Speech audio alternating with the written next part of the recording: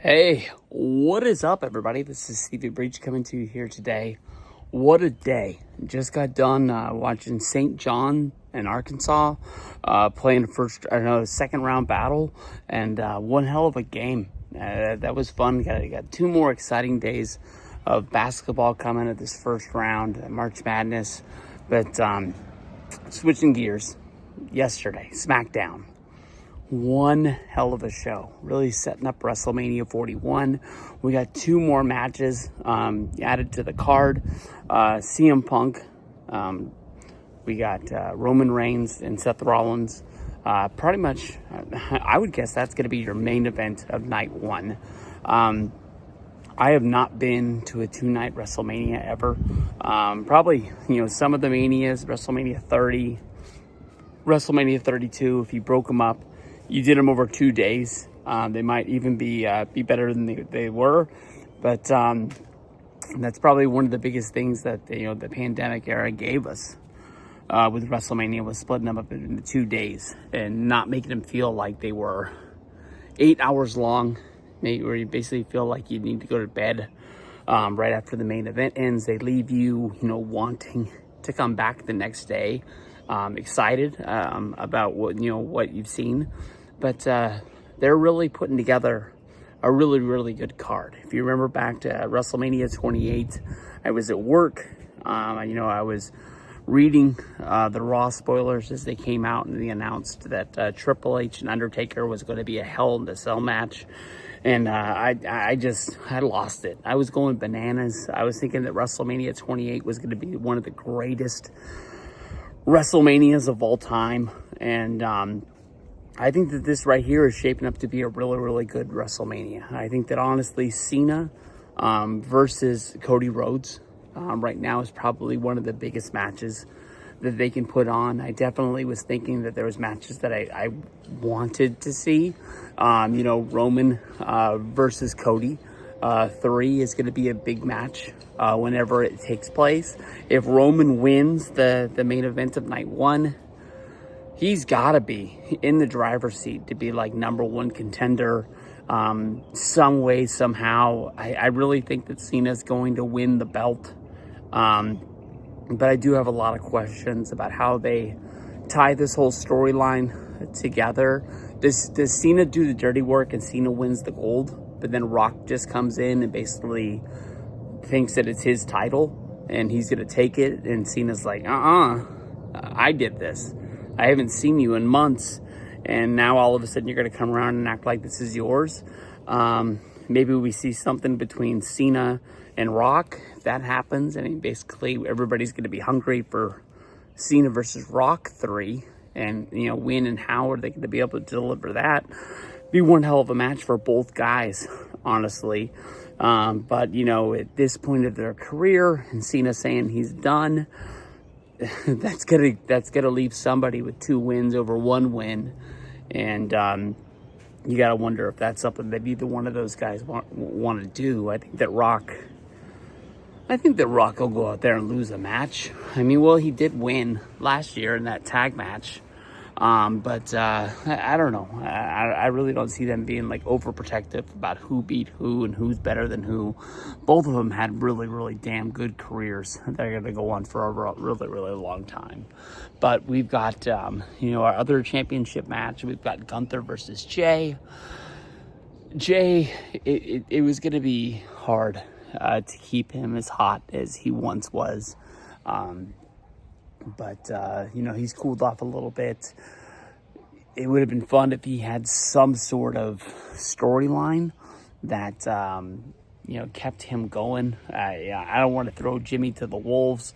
Jimmy's really doing nothing. If Jimmy came out and basically was saying that he's the better Uso, I know that we saw Jimmy versus Jay last year, but if we had a storyline kept on going on, something like that for him to do, rather than, even if it wasn't Jimmy, maybe if it was like some other guy who was a tag team wrestler that really isn't kind of doing anything right now, that could have been saying he got lucky.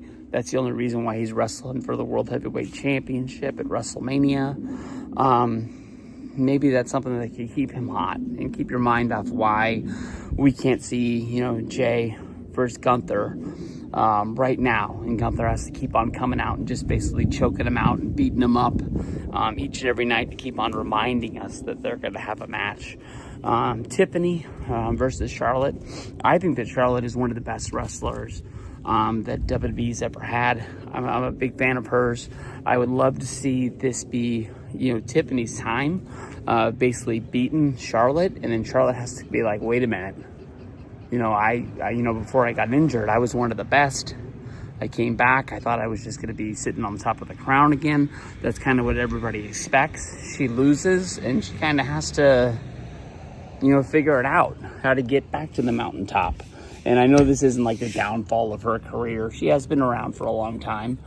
But, it could be a story rather than just giving her the belt, which we all know is going to piss everybody off.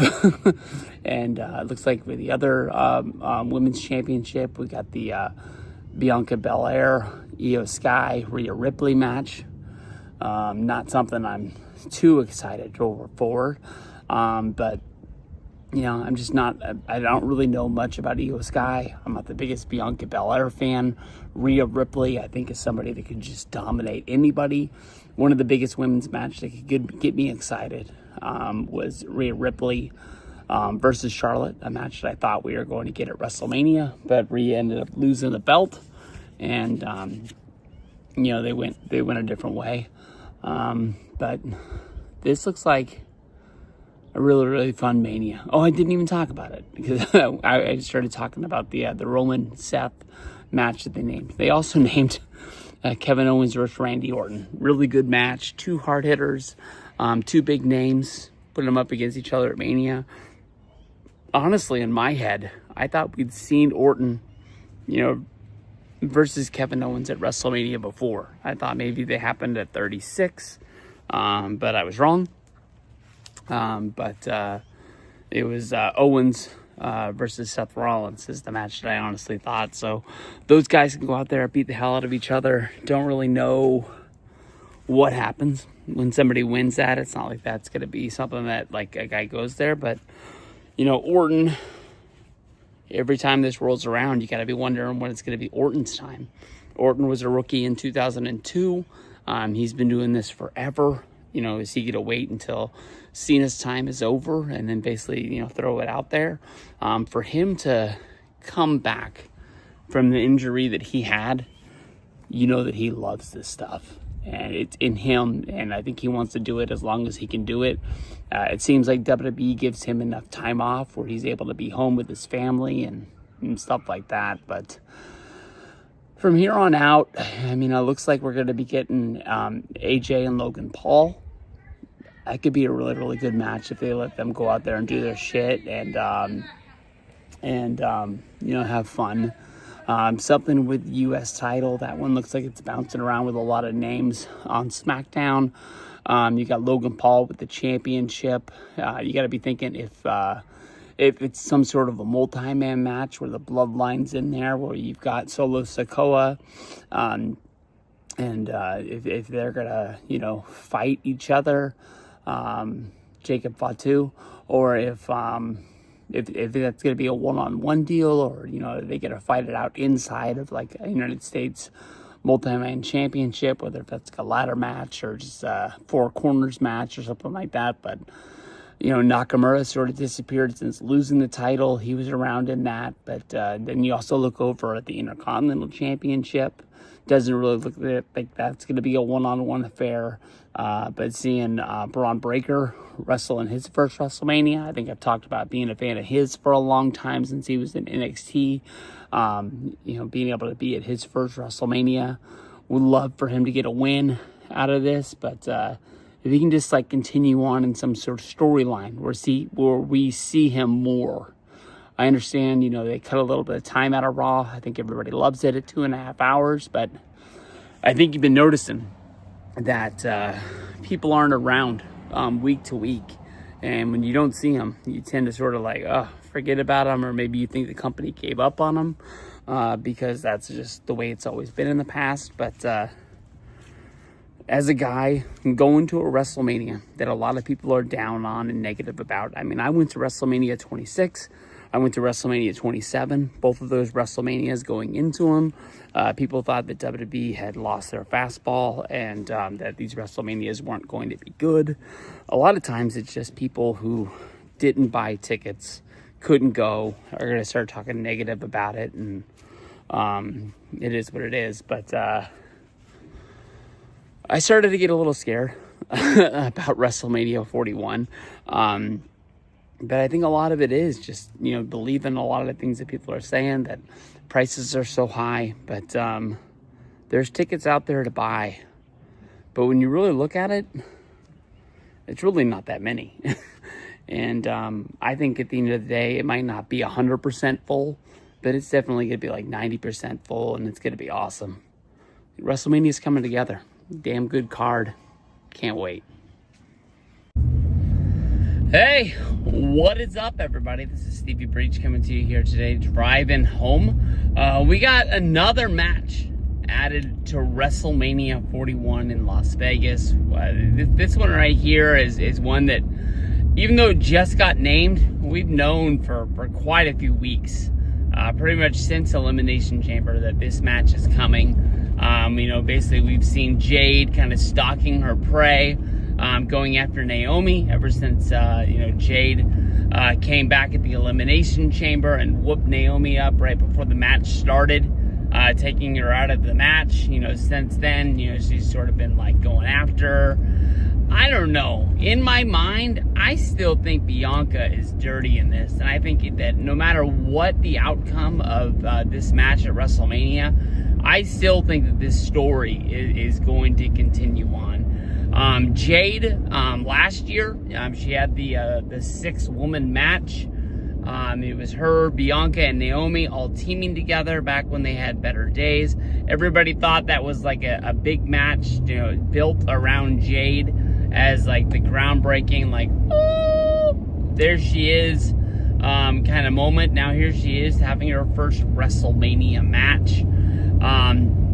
I think the buzz on Jade is still really big. But, when WWE made a big deal that they signed her away from AEW, and then they basically put her on the shelf for so long, that's the point where I think she's sort of cooled off. I don't know if maybe you should have signed her, just kind of kept it quiet, using that time to send her down to the Performance Center, work out with Shawn Michaels and, get it up to pace. If you're not going to put her on NXT, she doesn't really have any kind of any way to get her stuff out there and for people to catch a hold to. And I think that, she just sort of got lost in the shuffle. She got so much praise, I guess you can say, because of the fact she was, one of the big names that jumped from AEW. People sparking this up like this a huge war between the two. I think that this year at WrestleMania, I think it's going to be a match that definitely goes, back and forth. But I think in the end, what if Jade has Naomi locked in some sort of submission lock or something like that, and she's bringing the pain to her, and at that point, basically, that's when Naomi snaps, and she basically says that it was all Bianca. And that is when, Jade the Terminator, turns and she's like, oh, now we're going for her. And I really think that this match is going to have an outcome, basically with the three-way that I'm hoping they're going to announce tonight between Bianca, Rhea, and Io Sky. I think that match is basically built for Bianca to get the win, get her championship slotted at the top, and that's sort of getting Jade focused right in on building towards a storyline. This storyline probably got changed a bit. It went a little bit off track when Jade got injured. So who knows where it's going to wind up, but you got to think that they bring Jade in. They gave her so much. There's such a big spotlight on her, just having her show up to shows, and you never really saw her, working out or wrestling, but it was such a big deal that, you know, she would pull up and walk into a pay-per-view, and it's like, oh, what's going on? Is she ready? Is she almost, you know, gonna be getting into the ring? But we saw that teased for so long, and I think the first one that was teased, before we saw her second tease, we felt like it was just forever. But we'll see. I mean, I think Jade is a blue chipper that I think that they definitely push and build the right way. Could be a big name in the women's division. Right now, they're kind of packed. I mean, Tiffany Stratton has taken big leaps this year. Rhea Ripley's one of the biggest names in the world. You can't forget Liv. There's a lot of them in that division that are really, really good. It's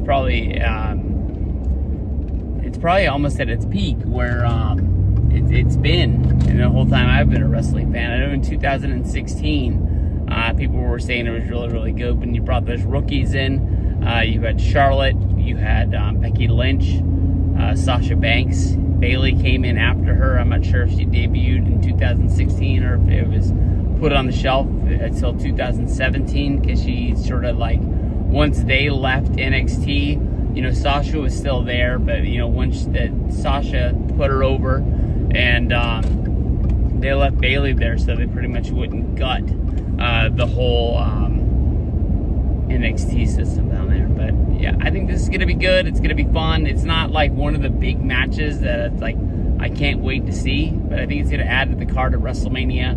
And this is Jade's moment. Jade get the win. Hey, what is up, everybody? This is Stevie Breach coming to you here tonight. Adam Pearce made a few matches last night on Monday Night Raw. One of them in the back was basically Rey Mysterio versus Grande Americano of the American Made. Rey Mysterio went into the back, basically said that Grande Americano was making fun of his Mexican heritage, and he had to step up, and he wanted to have a match against him. You know, Adam Pearce basically said when he wanted to have the match. Rey Mysterio said Wrestlemania. My first thoughts all of a sudden was this is how they get Rey Mysterio onto the WrestleMania card. The guy's a legend. He's a WWE Hall of Famer. The guy deserves to be there as long as he wants to be there. You can see that he's working a lot less and less. You know, sometimes I'm wondering if it's because of like an injury, and like every match he has, he kind of gets hurt. Last night, he wasn't even in the match with Grande Americano, American Made, and the Creeds. He was just outside, kind of like with the LWO as a manager.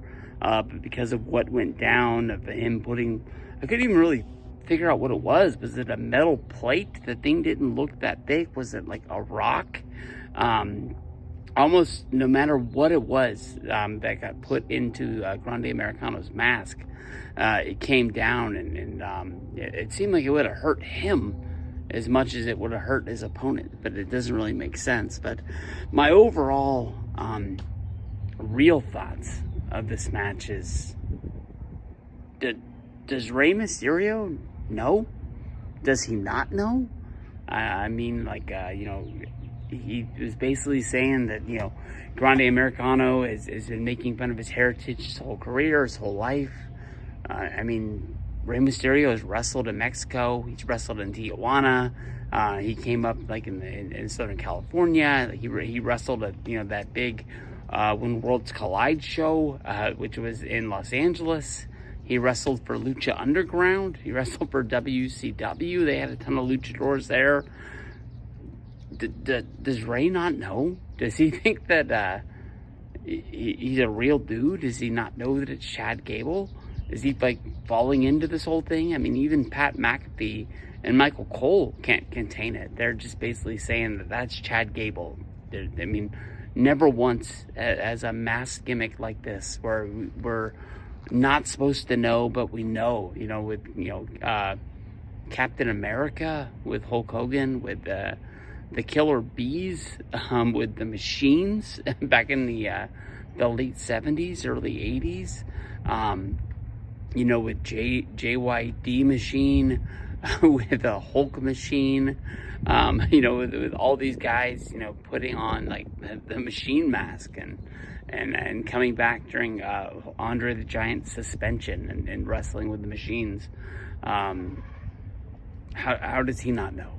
I'm guessing that in this match, this whole thing is going to end. I'm guessing that Ray's going to get the win. Ray's going to unmask Chad Gable. And it is what it is.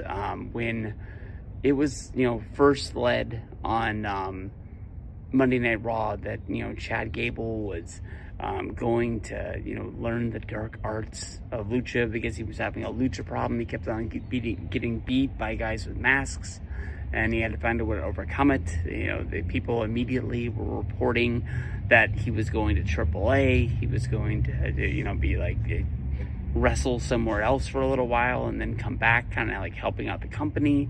And then immediately when he didn't show up there, people were like, well, plans changed.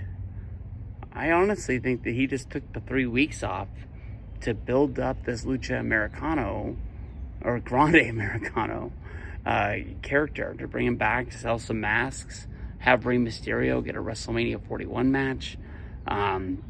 It's just one of those things you gotta, wait for them to roll the story out, not try to make up your own story or jump on it saying that something's not working or something like that.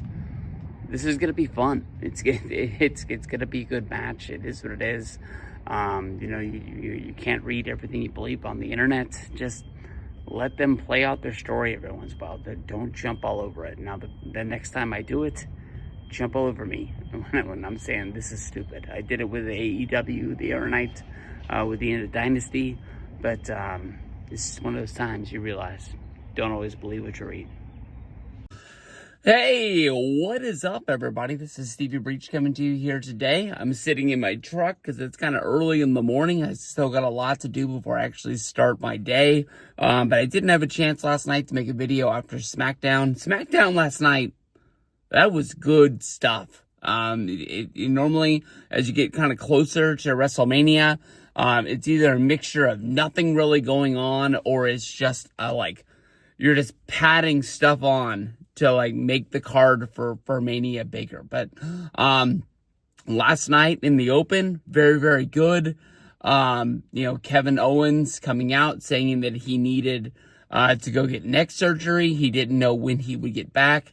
Kevin Owens is a guy that I followed for a really, really long time. I wish I would have followed him more when I was first hearing about him in Ring of Honor. Everybody remembers that final battle video for him and El Generico, leading up to their ladder war match. When he came to WWE, I didn't really know if it was going to fit. Him becoming an NXT champion, as well as somebody who came right in and defeated John Cena, then became the Universal Champion. The guy has had an awesome run in WWE. It's honestly kind of surprisingly how long he's been around. So I wish him the best. It sucks. I just made a video about the match about him and Orton yesterday.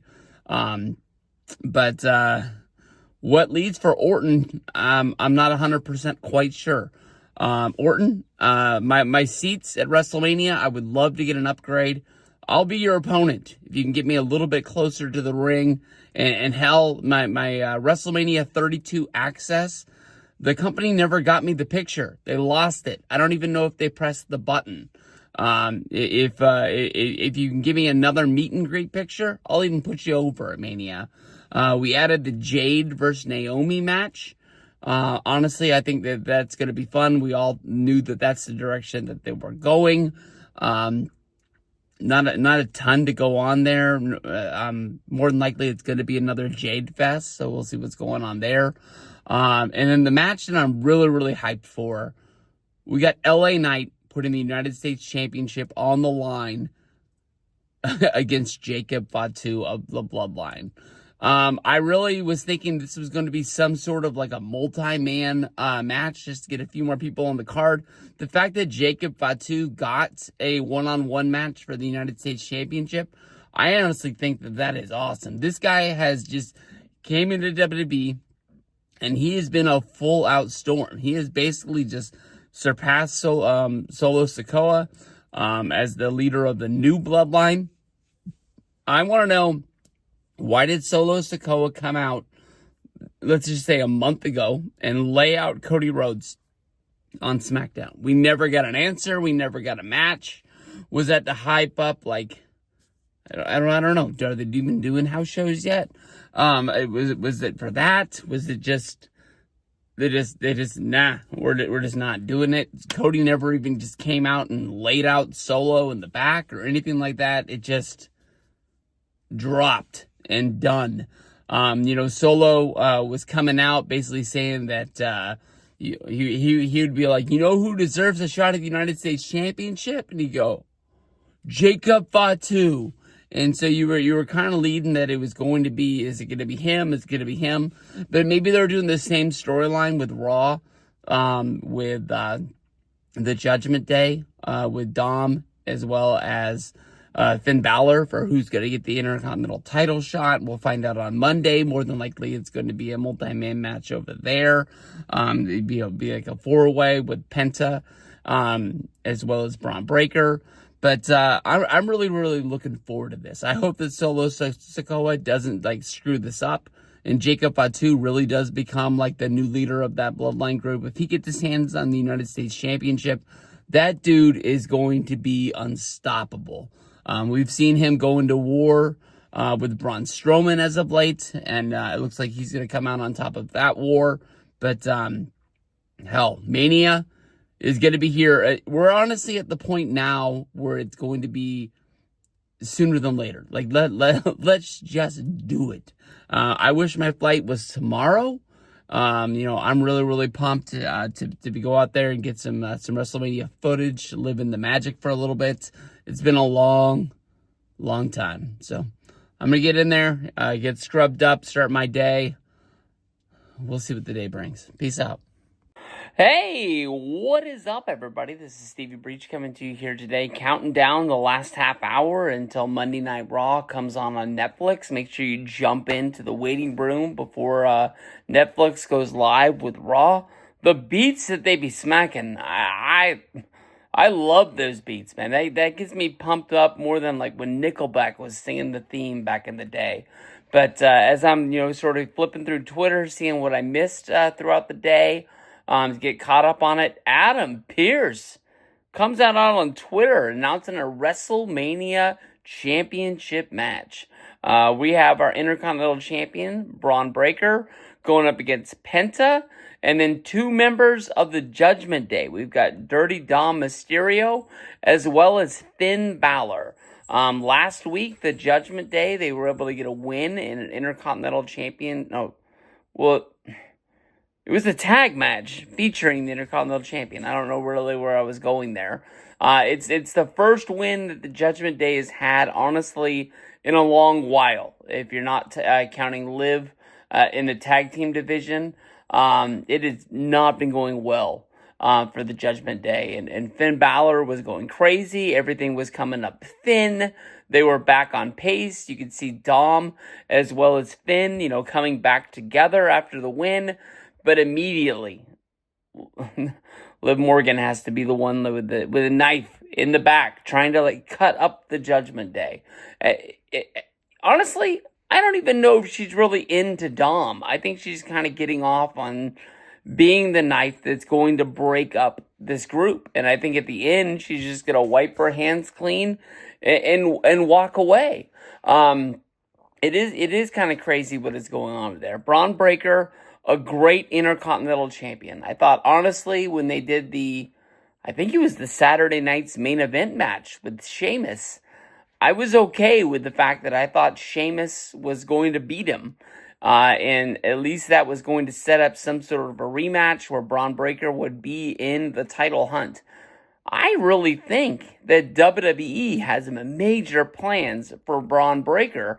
There was that time period when he got brought up from NXT. He was, in the Royal Rumble, and then he didn't make a lot of appearances during the last days of the USA Network.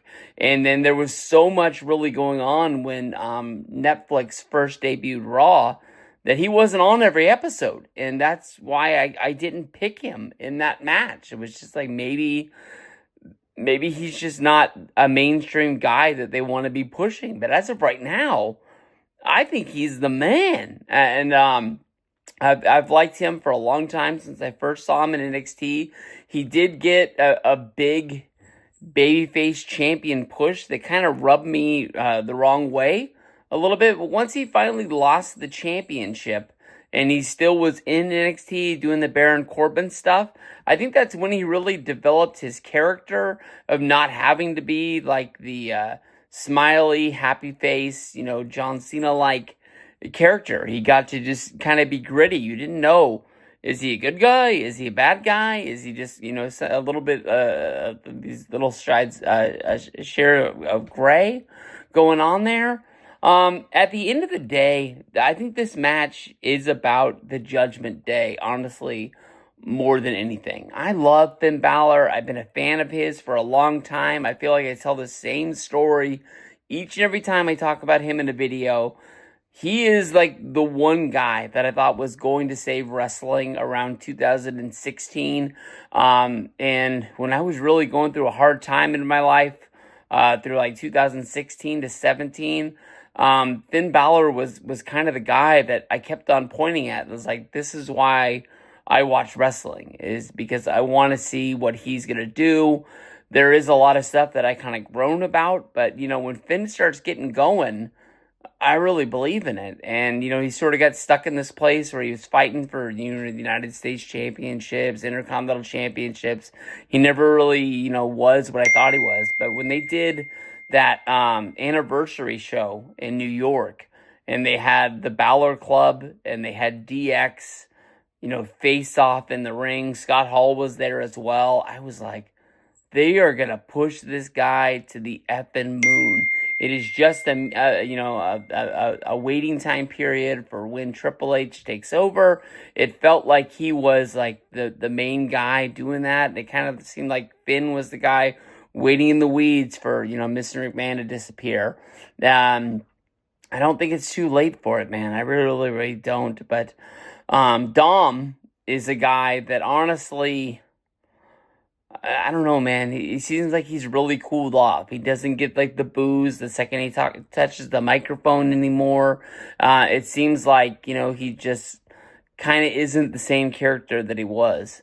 I think that Dom is going to win this match. And I think that's going to be the kind of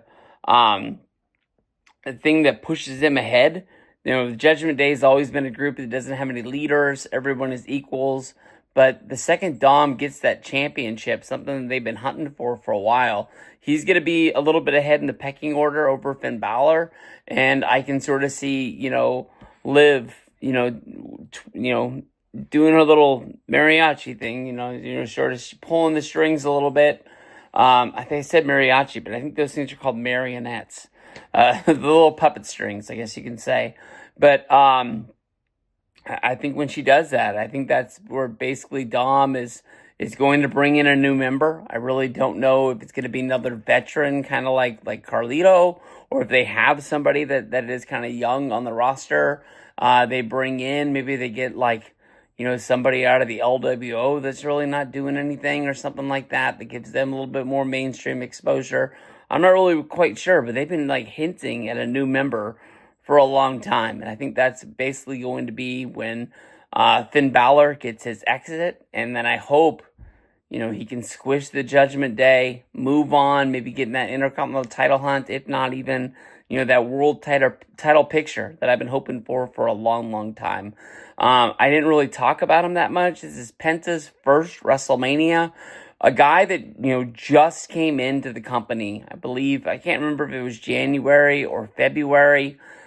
For him already to be on the WrestleMania card in the Intercontinental Championship picture, that they think the world of this guy. They've been looking for, a mass superstar to sort of take over the reins for Rey Mysterio. They keep this guy around on the roster.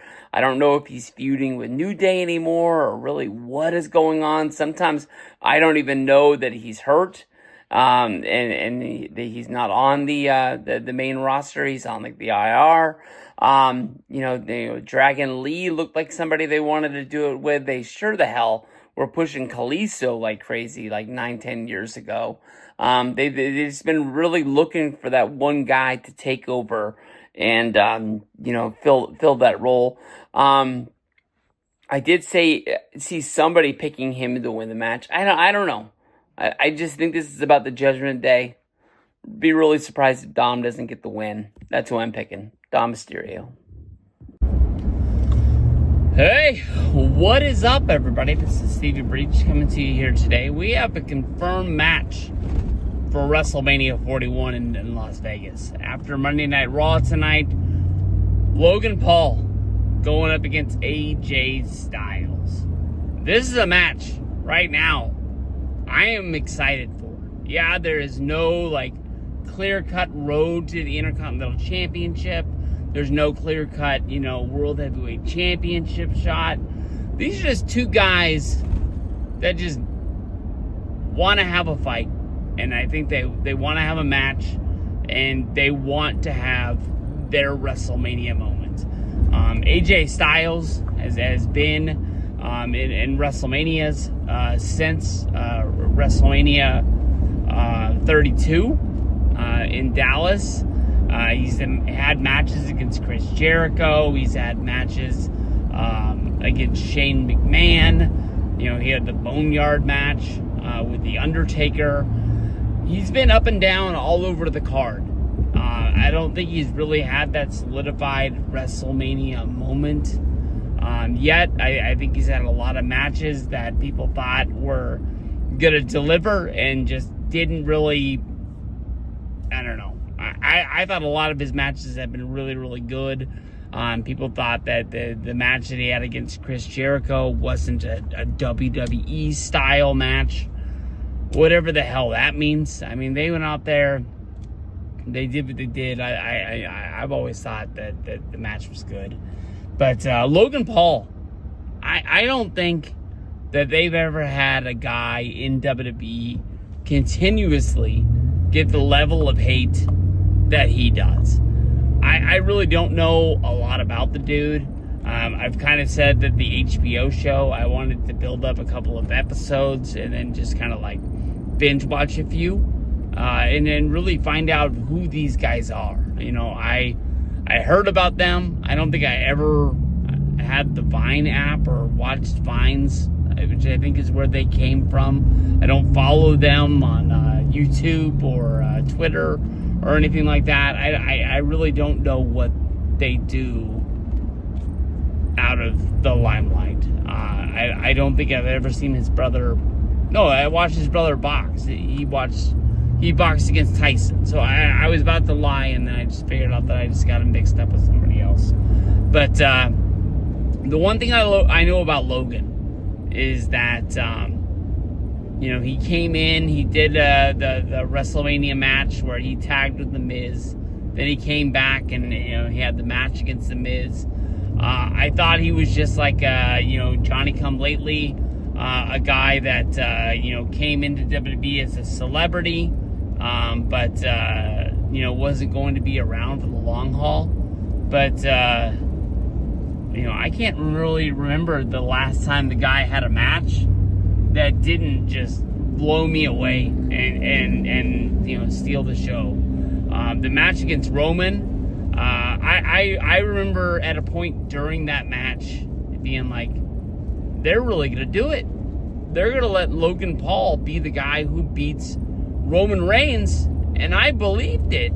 I thought that maybe they thought that the news attention would be worth it, and he landed his one lucky punch, but he knocked out Roman Reigns and he won the title. He didn't have to hold it that long, but I thought that's what they were going for, to bring in the people that buy Prime energy drink or Prime hydration drink, to bring those people in that listen to his podcast, that he is the champ. Since then he's been United States champ. He lost that at SummerSlam last year to LA Knight. But this is a match I'm looking forward to. I'm really hoping for some sort of like a Ricochet-like moment from the Royal Rumble with the high flying. But I think AJ could be a guy to kind of mentor Logan during the time leading up to this match. They kind of teach him, like, you know, what he needs to do in order to, you know, put together a good one. I don't know really where this fits on the card, Saturday or Sunday. It could be the opener. I think all we really know is that Owens and Orton is going to be on night one. It's going to be main evented by the Punk, Roman, and Seth Rollins match. And then Cody versus Cena will main event night two. But I mean, I think you can put this match in the opening match either way. And that's just the way it's going to go. I don't know. Logan hasn't really won the last two matches that he's in. So that's the part of me that hopes that he gets to win, to heat him back up towards being somebody that, you know, everybody just loves to boo every time he comes out there. Kind of like when Dominic had that run where he just, anytime he was anywhere near the ring, people just booed him, or anytime he touched the mic, they wouldn't even let him speak. It seems like he's cooled off a lot since the whole Rhea Ripley thing. I think that he was still getting it, you know, when he first got with Liv, and now it's just kind of just, yeah, whatever. Yeah, he's not really doing a whole bunch, but maybe if he wins the Intercontinental title, it'll be different. But I don't know. I mean, AJ, when I think about it, I can't really think of him having a big WrestleMania win, having a big WrestleMania moment.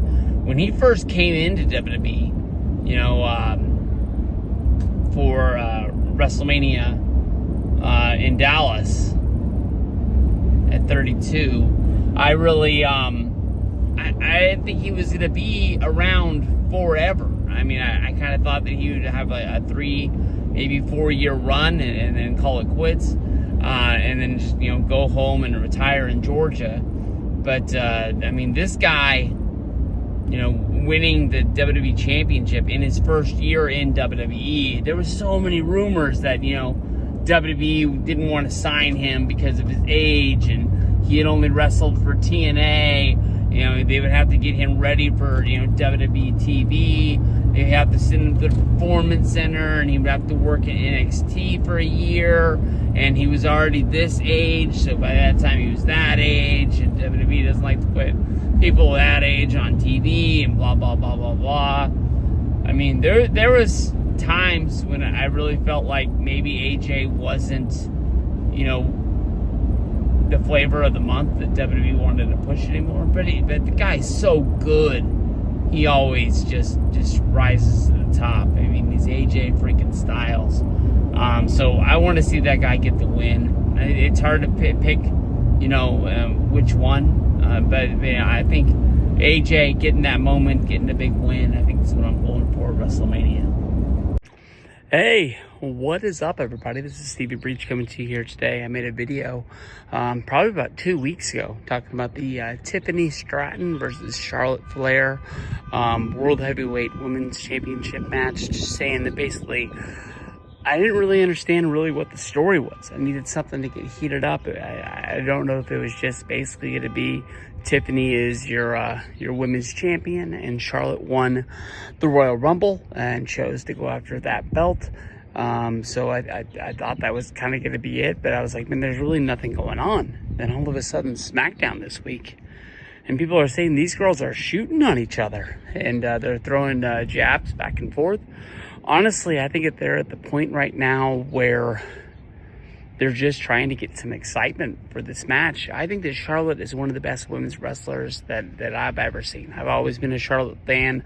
I understand there's a lot of people out there who just think that she's out there and they're trying to make her number one, and sort of like the same thing with Roman Reigns back in the day, that they just want to see somebody else, and that's why they've gotten behind, you know, Becky Lynch so much in the past, and they're just trying to move on. They're basically, I think that run that Charlotte had in, let's say, 2016, where she just beat everybody all the time and you know, held that belt for so long. She did drop it twice to Sasha and Bailey. But, as soon as she dropped it, she basically won it right back so she could have the pay-per-view record of winning continuous matches or whatever the hell that streak was. I never thought that really made a whole lot of sense. So they were counting all of her pay-per-view matches, but not her Raw or SmackDown matches.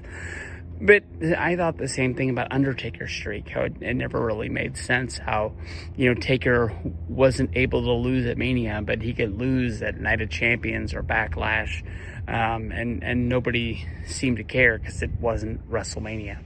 The second that the whole thing ended, and that basically Charlotte was basically saying that, Kaiser was in her DMs, I basically just kind of threw this match out the window. To me, honestly, after something like that gets thrown out, and then especially Kaiser says something that, denying the fact of, that's not going on, this isn't a wrestling match anymore. This has to be a brawl. We're not going to see flips. We're not going to see, somebody, doing a moonsault up at the top to the outside. That stuff should be out the window. These women shouldn't even be waiting for the entrances. They should be running towards the ring and taking each other out. If you're basically going to be saying that somebody's boyfriend is coming after you in your DMs, or we're not going to see a technical wrestling battle anymore. This should be a fight, and I'm not really 100% sure that's what we're going to get. This all started with basically Charlotte saying that Tiffany was a carbon copy of her because she was away. People were, liking her because of the fact that she reminded her of herself, and that basically she can do flips, she can do moonsaults, and people were just like, oh, this is like Charlotte-like, and that's really all she is. I made a prediction in that last video, same prediction I have now. Charlotte's been great. She's done a lot. She's done it all. And I don't think she's at the point of her career that she's going to be turning it around. She's only been on the main roster in WWE for, 10 years. I'm sure that she's got a lot left more in the tank as long as she can stay healthy. No more injuries. But I think this year, this is her putting Tiffany over. Tiffany's going to be getting the wins. But my mind on this match changed. This can't be a wrestling match. This can't be like Randy Orton and Triple H at WrestleMania 25, where they start, by locking up inside of the ring. I mean, Triple H had, gone into Randy Orton's home, vandalized it to attack him in his own house in front of his fake wife after Orton had, I think that was the year that he, locked up Vince and Triple H with handcuffs to the ring, and then delivered the RKO in the middle of the ring to Stephanie, kind of like crossing the line. And that's why Triple H came back the next week and invaded his house. I don't know. I'm gonna have to see some fight here. I know that we've been seeing a little bit of color. People are saying that this match needs color, which kind of surprises me. We'll have to see what comes up. WrestleMania 41, I got Tiffany getting the win. Hey, what is up, everybody? This is Stevie Breach coming to you here today. We are rolling on down the road. Last night, Monday Night Raw. I've been listening to a lot of podcasts today talking about wrestling. I'm really, really fired up for WrestleMania 41. I have moved my flight up yet once again. Now I'm going to be getting into Las Vegas Wednesday, about 1 o'clock in the afternoon. It's going to leave me a lot of time once I get there to check in. There's a few things that I want to check out, but I want to feel the magic. there ain't no other way to say it. I really, I'm looking forward to getting there. We are counting it down. We got 7 days until takeoff now. My bags are pretty much packed. I'm waiting for a few more cards to roll in for WrestleCon. But I'll honestly tell you that I've gotten a lot of props, that I was one of the few people that picked Jey Uso to win the Royal Rumble.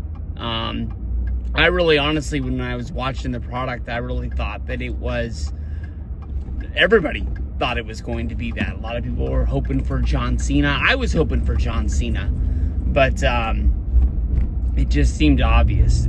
Ever since Jey Uso won the Royal Rumble, maybe the first appearance on Monday Night Raw, that dude was over. And then we started the 10 weeks of hell from Gunther. Gunther basically promising that he's going to beat Jey down and choke him out for 10 weeks until Royal Rumble to remind him that he does not have a chance. And I thought it really took the wind out of Jey Uso's sails. I thought that Jey Uso, that dude just was so over. And he had his match against Austin Theory. He had his problems with Grayson Waller. And I kind of was thinking, like, I'm not a booker. I just watch a lot of wrestling. To me, it would have made a lot of sense if, you just would have had Jey fight against Kaiser. I know that other guy from Hyperion got released. He's not around, but have him beat, some sort of former world heavyweight champion. Just have him win freaking matches. As long as he's winning matches, you can have Gunther beat him up to remind him that the date is coming. But last night, I really think they saved everything. I'm not going to say that, there was people out there that were complaining, why did Jey Uso win the Royal Rumble? Why did Jey Uso win the Royal Rumble? Worst Royal Rumble winner ever. I don't know, man. You can point at like guys that are on there and wonder why they won the Rumble. I thought the Jey Uso thing made sense. The guy's moving merch. He's still moving merch. He's guy's been in WWE, honestly, for a really, really long time. Kind of almost the same reason that Kofi Kingston won at WrestleMania 35. I'm not saying it's like a career achievement award or anything like that, but I think last night they really got the train back up on the tracks. Takes one hell of a man to look another man in the face and basically say that he's scared of him. And that's coming from somebody who had that guy on the ropes twice. Jey would have beat Gunther last year and this year for the Intercontinental Championship if it wasn't, for his brother interfering to make sure that he wouldn't get the shine that he wasn't going to get. And then it was almost like Shawn Michaels. He made one mistake in the Saturday night's main event match, and that led to him not getting the win. But it showed you that, Jey is not a goof. He's not like an internet meme. I'll tell you the truth is, I know what a meme is. I don't really know when people say that, like, they're turning into a meme. I don't even really know what that means. But, they were saying that about him, that he was such a goof, and I thought the dude was good. I always thought the dude was good. He just started wearing glasses that people wanted to buy, and they kind of were merchandising it better. The Usos were in WWE for a really, really long time. I remember the Usos penitentiary shirt. I wanted that thing. I never was able to get one, and then I don't think I could pull off those ones that had kind of like the tattoo-like writing on there. That's why I never buy the Roman Reigns shirts. I don't know. It just never worked for me. I liked them, just never really did it. But I have no doubt in my mind. I thought that maybe they were getting cold feet, kind of like with Booker T and Triple H, WrestleMania 19 in Seattle. That one, I think, had some other issues involved. I don't think it was like WWE got scared, didn't want to put the title on Booker. But I thought maybe WWE would get scared and not put the title on Jey Uso at WrestleMania. But I have no doubt in my mind, Jey's winning this match. And once it's all said and done, I don't want Jimmy to be the reason why he wins the match. I don't want there to be outside interference. Although Kaiser doesn't have a match at WrestleMania as of right now, so I'm not quite sure if that's what they're waiting to use him for. But I mean, if Kaiser runs down, you got to think that Jay's going to run, and I don't think they want to lock him out. But I think it would be one hell of like a WrestleMania moment of like once the match is done, you know, you have the Usos standing tall with one championship belt, especially with last year. They were divided. Now they're together. You know, one of them is on top of the world. I don't think you need to start like an Owen Hart jealousy angle. I just think that he could have his back, but knows that his brother doesn't like always need him to be there. But it's always nice, you know, when your brother is there helping you when your back's up against the wall. I don't really know what Jay's title reign is going to be like. I don't want him to be like a transitional champion or just a blimp champion that like loses the title back to Gunther next month.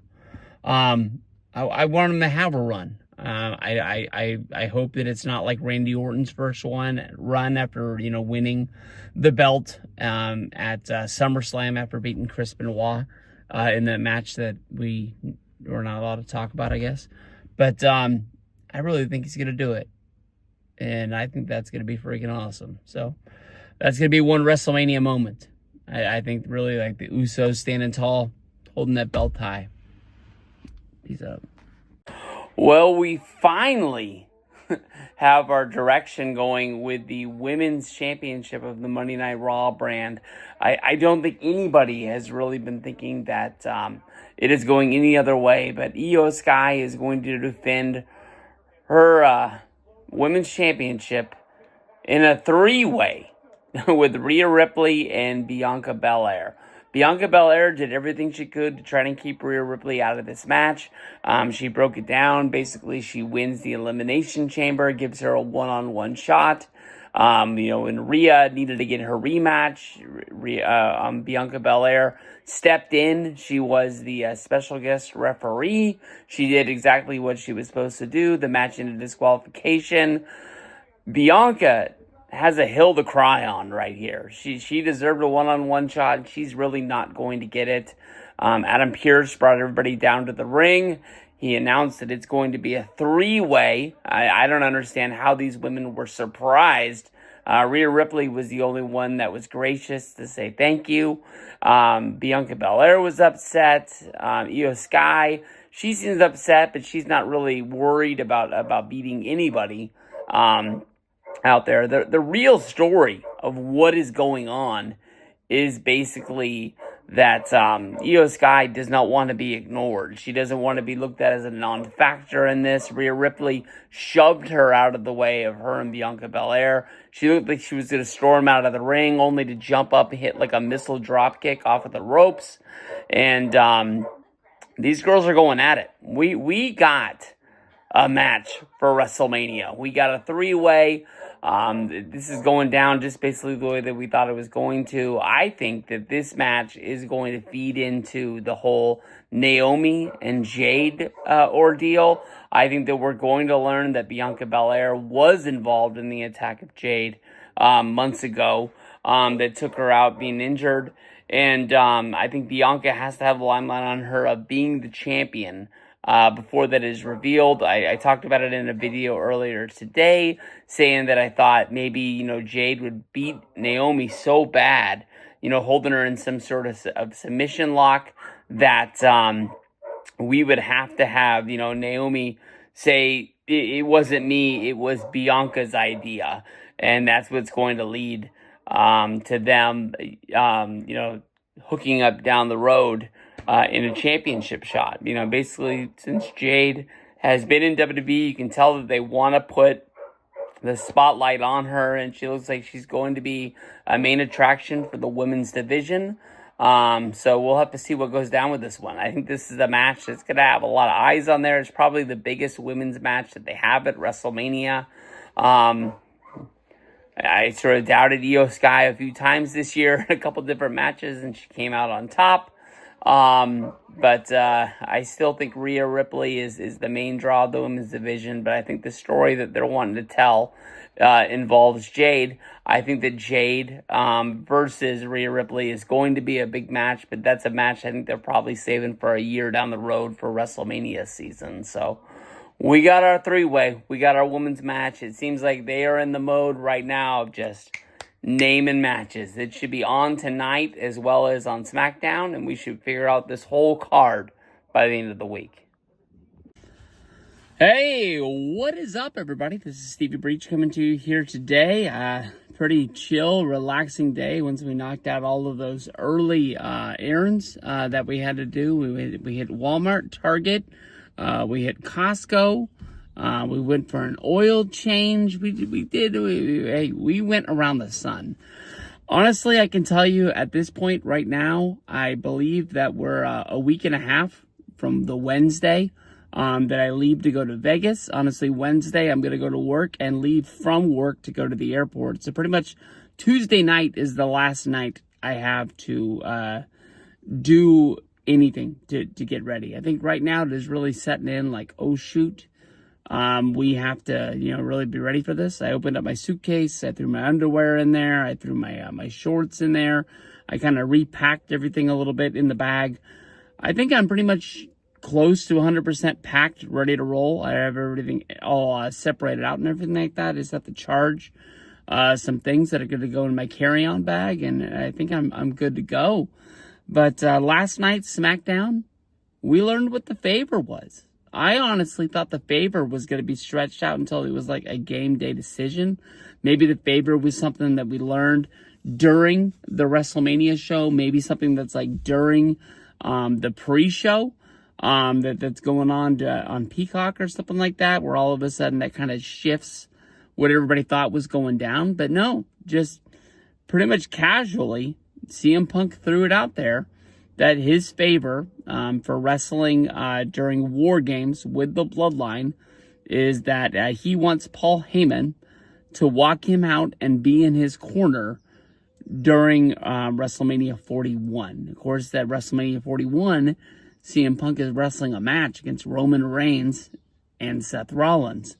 I think it's going to be kind of weird. Are they going to have Heyman like come down to the ring, make one entrance with CM Punk, turn around, go to the back, and then make another entrance with Roman Reigns? Or is Roman going to have to come out separate?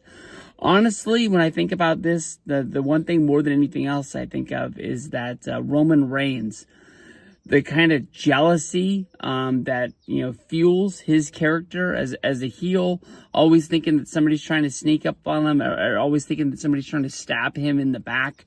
Mainly because I don't think Roman Reigns believes anybody can attack him from the front. I think everybody has to go from behind because of how great of a competitor he really is. But in my opinion, I think as of right now, I think that Paul is going to be in the corner of CM Punk. I believe he is only going to make one entrance and stay in his corner. I think it's going to be kind of weird if it's only a one-night deal that, like, Heyman, like, shout instructions for CM Punk to beat Roman Reigns, and then, like, I was going to say, like, come SmackDown, but Roman doesn't ever, like, appear on SmackDown or wrestle on SmackDown. But let's just say the next match that he does, if it's like, whatever the next pay-per-view is, and Roman wrestles there, is he going to be just cheering for Roman, being the wise man in his corner, trying to put him on the right path? Honestly, in my opinion, of Paul Heyman, I think mostly he leads Roman behind the scenes. I don't think he really shouts instructions or gives his tips during the matches. I think he's just kind of there as a figurehead, just kind of looking out for his best interests in this whole deal. This match right here, really, I really wonder, what this match is about. Is it just about the hatred of these three guys that don't get along that well? Is there something like that comes out of this? I was hoping for like some sort of a title shot. That's why on SmackDown, when they were all sitting down and they were going over the contract and Roman was saying it's all in there, don't worry. Punk was looking for something, and Punk found out that his match was going to be the main event of the Saturday Night 1 show. I think honestly for CM Punk, that's a really, really big deal. But I was hoping this was going to be a #1 contender or a future title shot. This is a big match for night one's main event. For it not to be a title match, not to be a #1 contenders match, you just gotta kind of wonder what they're doing this for. I think even though it's not said, whoever wins this match, I think has to come out of this and sort of be a #1 contender. I wouldn't be surprised, especially with so many people saying that the main event of SummerSlam is going to be Roman Reigns versus CM Punk. That this match is going to build a bigger storyline that we're going to get a couple months down the road after WrestleMania. That it's going to build to something bigger than the WWF Championship. That wouldn't even be on there. I threw a WWF in there on accident. We're 30 years later, however many years later, they changed the name, and I still get that damn thing wrong. But, you know, I wouldn't be surprised if, you know, Seth Rollins wins this match one way or another. I think that he's kind of owed one. I don't think that Cody's going to come down there and help him. But for as much that, you know, Seth did for Cody, we've seen them in the ring. We've seen, you know, Seth point his finger at Cody and basically say he wouldn't be where he is if it wasn't for him laying his shield down last year at WrestleMania. But I wouldn't be surprised one way or another. You know, just Roman and Punk getting their own ways. Seth finds a way to come out on top. Maybe Seth goes the way of Cody Rhodes. That sets us up for CM Punk versus Roman Reigns. I'm all for it. I'm all for keeping this thing going as long as we can. But deep down, I want a Seth versus Roman match. Anyway, anytime, anyhow. I know that Roman doesn't wrestle that much, and it seems like they're keeping these guys separated. But that sounds damn fun. So the countdown is really on. The countdown has begun. We're around 15, 14 days from actual WrestleMania. So we're probably around 10 days or so from, you know, leaving to go on the trip. So round them up. It's time for Vegas. Let's roll. Hey, what is up, everybody? This is Stevie Breach coming to you here today. I made a video. I wasn't planning on uploading another one today, but I watched a video from my good buddy Jim Nye 888, aka Jim Nye 686 from back in the day. Yeah, Vince is still out there. Yeah, Vince is still making videos, and he was all fired up today. He was talking about WrestleMania 7, why WWE couldn't fill up the Coliseum for WrestleMania 7, why they had to move it over to the sports arena. And it's always been like a hot button. WWE has never really came out and said, hey, we had trouble selling tickets. They weren't willing to really admit defeat. They've always gone with that there were security risks, that they wouldn't be able to get security to be able to cover the Coliseum. They weren't able to make it a no-fly zone. They were scared there was going to be some sort of a bombing or something like that, so they moved it over. Honestly, Jim, the way that I remembered it was in 1991, the night of the Royal Rumble, the Persian Gulf War started. Everybody remembers Operation Desert Storm. They made all the Topps cards back in the day. You know, it was the first time that, you know, America went to war during my lifetime. I can honestly tell you that I was a scared kid back in 1991. I was 10 years old. I remember writing letters to the soldiers pretty much on a weekly basis. I don't even know what soldiers ever got the letters that I wrote, but I remember that we did that in school for a lot. But if you watch the end of the Royal Rumble live in time, Ultimate Warrior loses his championship to Sergeant Slaughter. To really start the whole deal with Sergeant Slaughter being the Iraqi sympathizer. Now he's the champion. We need somebody to stand up and fight for America. Is it going to be the Ultimate Warrior, who is wearing red, white, and blue that night? Is it going to be Hacksaw Jim Duggan? Is it going to be Hulk Hogan?